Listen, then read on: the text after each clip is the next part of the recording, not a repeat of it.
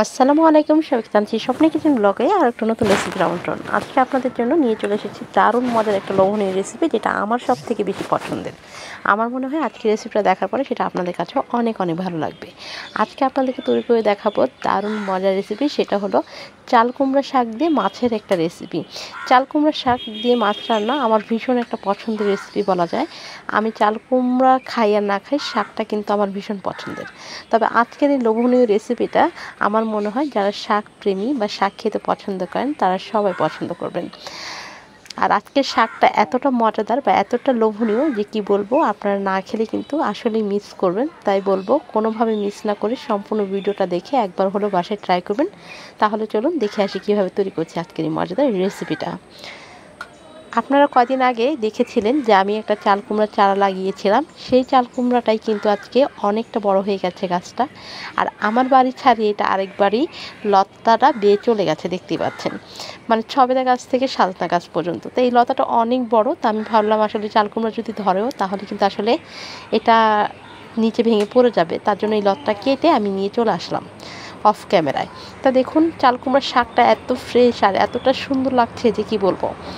এখন এই শাকটাকে আমি সুন্দরভাবে কেটে নিব, আর কিভাবে কাটছি সেটাও কিন্তু আপনাদের সঙ্গে শেয়ার করব।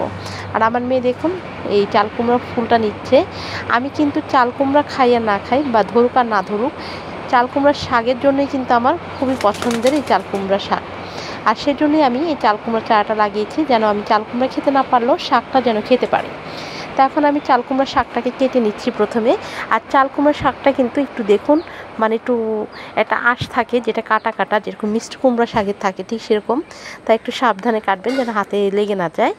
এখন আমি সুন্দরভাবে চাল কুমড়ো শাক থেকে দেখুন এরকমভাবে লাউ পাতা যেভাবে আমরা কাটি ঠিক একইভাবে আঁশগুলোকে ছাড়িয়ে নিচ্ছি। এখন আমি হাত দিয়ে ছিঁড়ে নিচ্ছি, আপনার চাইলে কিন্তু বটি দিয়েও সুন্দরভাবে কেটে নিতে পারেন। আর এইভাবে করে আমি ডাঁটটাকেও সুন্দর একটু লম্বা লম্বা করে কেটে নিব। আর বাকি যে পাতাগুলো বা ডাঁটাগুলো ছিল সেগুলো আমি একইভাবে সুন্দর করে কেটে নিব।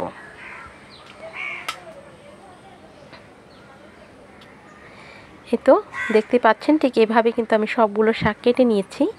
আর শাকগুলো কাটা হয়ে যাওয়ার পর আমি আমার মেয়েকে বলছি যে গাছ থেকে আসলে কিছু কাঁচামরিচ কেটে পেরে আনার জন্য। ঘরে কাঁচামরিচ আছে, তবে এই কাঁচামরিচগুলো অনেক সুন্দর একটা ফ্লেভার আছে, তাই কিছুটা আমি এই শাকের তরকারিতে দিব। আর দিলে এটা কিন্তু খুব সুন্দর একটা ফ্লেভার আসবে। তো দেখতে পাচ্ছেন গাছ থেকে কিছুটা কাঁচামরিচ কিন্তু আমার মেয়ে পেরে আনছে। আর ভালোই মোটামুটি অনেকটাই কাঁচামরিচ ধরেছে গাছে। আর কাঁচামরিচগুলো আসলে এত ফ্লেভার আর অনেক ঝাল কিন্তু, তো খেতে অনেক ভালো লাগে আমার কাছে। তো যাই হোক, কাঁচামরিচগুলো পেরে আনুক, তারপর কিন্তু আমি রান্না করতে চলে যাব। বেশি পারতে বলিনি, অল্প কয়টা আমি পেরে আনতে বলেছিলাম। আর এই তো পাড়া হয়ে গেছে। আর এখন এই কাঁচামরিচগুলো দিয়ে শাকগুলো ভালোভাবে ধুয়ে নিতে হবে। আর আজকে আমি শাকটা মাছ দিয়ে রান্না করব, তাই আমি নিয়ে নিয়েছি এখানে পাঙ্গাস মাছ। পাঙ্গাস মাছের যে পেটির যে অংশগুলো সেগুলো আমি নিয়ে নিয়েছি। আসলে পাঙ্গাস মাছের পেটির অংশটা একটু তেল তেল থাকে, আর যে কোনো শাকের তরকারি রান্না করলে এটা কিন্তু খুব ভালো লাগে। তো আমি সামান্য পরিমাণ হলুদ এবং মরিচ আর লবণ দিয়ে খুব ভালোভাবে মাছটাকে মাখিয়ে নিচ্ছি। তারপর আমি মাছগুলোকে ভাজতে চলে যাব। আমার মাছগুলো মাখানো কিন্তু শেষ, এবার চলে আছে মাছগুলো ভাজার জন্য। তাই আমি আগে থেকে একটা ফ্রাই প্যান বসিয়ে দিয়েছি আর দিয়ে দিচ্ছি এখানে পর্যাপ্ত পরিমাণ তেল। আর তেলটা গরম হয়ে আসলে একটা একটা করে মাছগুলোকে আমি সুন্দরভাবে তেলের উপর বসিয়ে দিব আর মাছগুলোকে ভেজে নেব। তবে এই মাছগুলো কিন্তু আমি কোনোভাবেই অতিরিক্ত লাল করে ভাজবো না, একটু হালকা লাল লাল করে ভেজে নিব। কারণ আমি যে কোনো সময় শাকের মধ্যে মাছ দাও বা তরকারির মধ্যে মাছ দিই, সেই মাছগুলোকে আমি অতিরিক্ত বেশি লাল লাল করে ভাজি না, এতে মাছের টেস্টটা নষ্ট হয়ে যায়, একটু শক্ত টাইপের হয়ে যায়। তবে ভুনা খেলে তবে কিন্তু একটু লাল লাল করে ভেজে ভুনা করলে সেটা ভালো লাগে। তো যাই হোক, আমার মাছগুলো কিন্তু দেখুন হালকা কিন্তু ভেজে নিয়েছি। আর এখন আমি মাছগুলোকে খুব সুন্দরভাবে তুলে নিব। আর এই যে মাছের যে তেলটা রয়ে গেছে দেখেন প্রচুর পরিমাণ তেল বের হয়েছে, যথা যেটা পেটের চাক, তাই কিন্তু পাঙ্গাস মাছ থেকে কিন্তু তেল বের হয়। তো এই তেলটা দিয়ে কিন্তু আমার রান্নাটা কমপ্লিট হয়ে যাবে। তবে যাই হোক, মাছগুলোকে তুলে নেওয়ার পর এই তেলটাই আমি আরেকটা ফ্রাই প্যানে ঢেলে নিচ্ছি। আর তেলটা আগে থেকে গরম আছে, তাই গরম করার প্রয়োজন নেই। এখন আমি এখানে দিয়ে দিচ্ছি পেঁয়াজ কুচি, কাঁচামরিচ ফালি করা, দিয়ে এখন পেঁয়াজ এবং কাঁচামরিচটাকে কিছুক্ষণ একটু ভেজে নেব। তারপর এখানে স্বাদ মতো লবণটা অ্যাড করে দিচ্ছি, এতে আমার পেঁয়াজ এবং মরিচটা খুব ভালোভাবে আগে আগে মজে যাবে। আর যখনই খুব একটু ভালোভাবে ভাজা হয়ে যাবে তখন এক এক করে মশলাগুলো অ্যাড করব। প্রথমে দিচ্ছি এখানে 1 চা চামচের মতো আদা এবং রসুনের পেস্ট দিয়ে আমি খুব ভালোভাবে একটু পেঁয়াজ মরিচের সঙ্গে কষিয়ে নিচ্ছি। এতে আদা রসুনের কাঁচা গন্ধটা যেমন চলে যাবে তেমন খেতেও ভালো লাগবে। তারপর কষানো হওয়ার পর 1/2 চা চামচ হলুদের গুঁড়া, সামান্য পরিমাণ একটু মরিচের গুঁড়া, 1/2 চা চামচ জিরের গুঁড়া, 1/2 টেবিল চামচের মতো ধনিয়ার গুঁড়া দিয়ে খুব ভালোভাবে মিক্স করছি। মরিচের গুঁড়াটা আপনারা চাইলে নাও দিতে পারেন, তবে দিলে কালারটা খুব ভালো আসে, সেজন্য আমি দিলাম।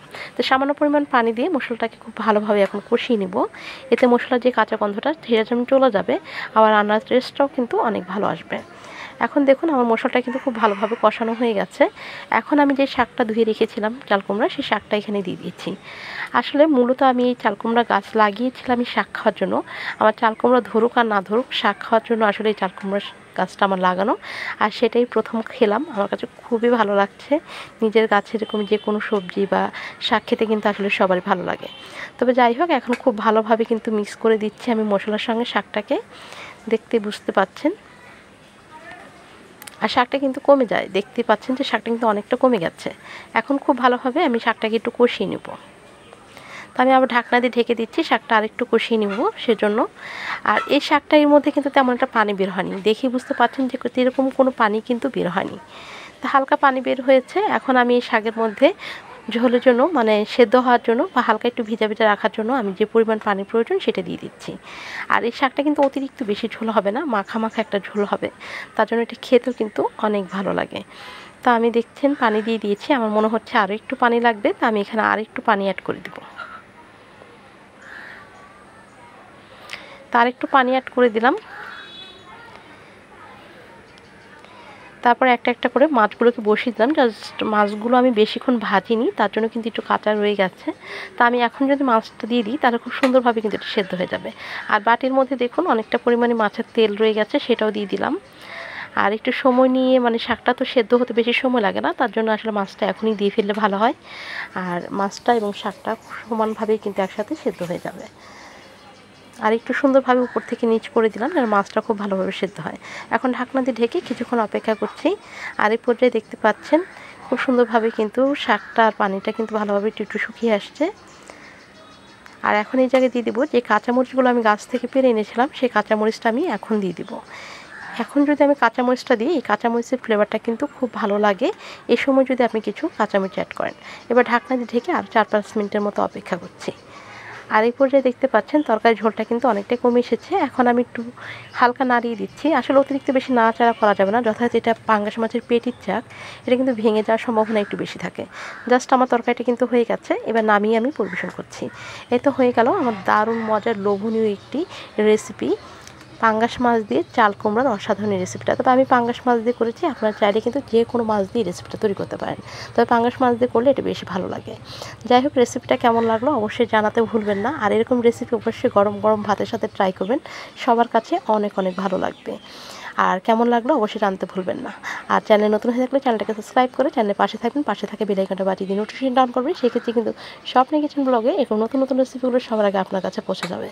দেখা হবে হয়তো আর কোনো নতুন নতুন রেসিপি নিয়ে। এ পর্যন্ত সবাই ভালো থাকবেন, সুস্থ থাকবেন আর আমাদের জন্য দোয়া করবেন। আজকের মতো এই পর্যন্তই, সবাইকে জানাচ্ছি আল্লাহ হাফেজ, আসসালামু আলাইকুম।